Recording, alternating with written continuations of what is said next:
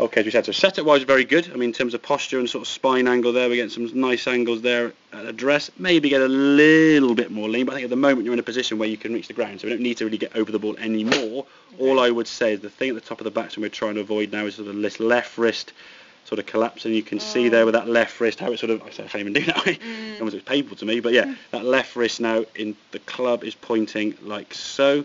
And what we're looking to try and get it, the textbook would say it should be in sort of parallel to your left forearm. For me, I'm happy with sort of having it facing the sky, which is sort of in between the sort of where it is and where it should be. But for me, where it needs to be for you, pointing up to the sky, there as we can see, that's going to give you the best chance to get the club face back to the golf ball square. And we look at this position here now, we can see the difference in those two club faces straight away. Your left wrist, your left arm is nice and flat there. That's perfect. Okay, the left, that club there is pointing up to the sky. I don't know when I'm doing it. Well, I think, yeah, exactly. That's why I said at the start, you can't, the difference between that and that looks visually quite a bit, but you can't feel the difference in that there. Because when you think about the golf swing, it starts off, if we think where you start off down here, it sort of swing starts at about, well, just under sort of 0.6 of a second.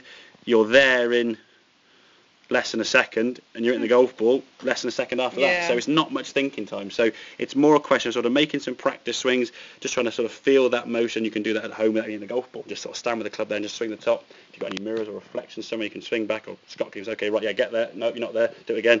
Yep, you're there. And just over time, it's kind of muscle memory. You'll just start feeling the position, what that feels like over time, rather than going, I don't know what it feels like yet. In some ways, the ball flight will tell you. If the golf ball's going straight, as these ones have been going, you're doing it. Okay, if the ball's going left, or, as we said last time, you're catching the sort of, what we call the toe part of the club, the outside edge, and the club's twisting. If you catch it too much, and the ball sort of shoots off this way, you're going back to that one again, probably. Because what you'll find is when you do this, you shorten the length. If I stand in our measure from there to there, that's what's, I don't know, a metre. If I do this now, it's shorter, you see. So by bringing the club nearer to you, the club now is getting further from the golf ball. So you're producing for the end part of the club again, it shoots off the right, which is why we said 2 wrongs were making a right. And when it did work, it was lovely. But when you played yesterday at Beacon, it was all over the place. And that's the thing. And especially on the golf course, when you're on the range hitting golf balls repeatedly, you can get into a rhythm, hit some shots quite consistently, and you're hitting the ball towards the target. When you're on the course at Beacon and stuff, you're hitting one over there in the trees, and you're chipping out with a different club, then you're putting, then you're hitting the full shot.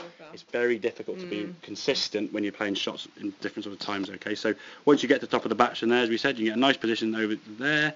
Club can now come back to the golf, and we see the club now attacking the golf ball. At least from here now, we've got more chance of the middle part of the club striking the middle part of the golf ball, which is what we're going to try and do. As you swing through there, now we can get a nice rotation through with the body. I think over time, what you'll find is the more confident you get in your technique and your ability, you'll find your right shoulder is going to rotate round there. Your right hip, right knee, and right foot will just start moving a little bit more. Yeah, exactly. I think at the moment, what we often find is probably more so with females to males. Males are just more like bash it, how far can we hit it? Females are more precise. That's just I think just genetics basically, okay? And they like to be more precise and more perfect. In some ways, if we know something's going wrong, they think, okay, well the less I do, the less wrong it'll be.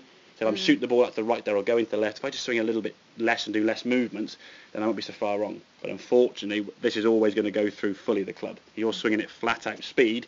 If other body parts aren't moving as well, then we've lost some sort of consistency there. If the club's going full, we want everything else in the golfing, shoulders, hips, knees and feet, all go full with that.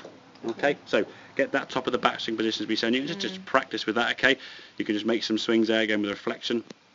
So by having this video now, you'll be able to see where the club is in terms of the correct position and where the wrong position is. So you know sort of a reference point. You can say, okay, right, that's where it needs to be. That's where I'm trying to avoid. And we can take it from there. Okay? Make sense? Good stuff.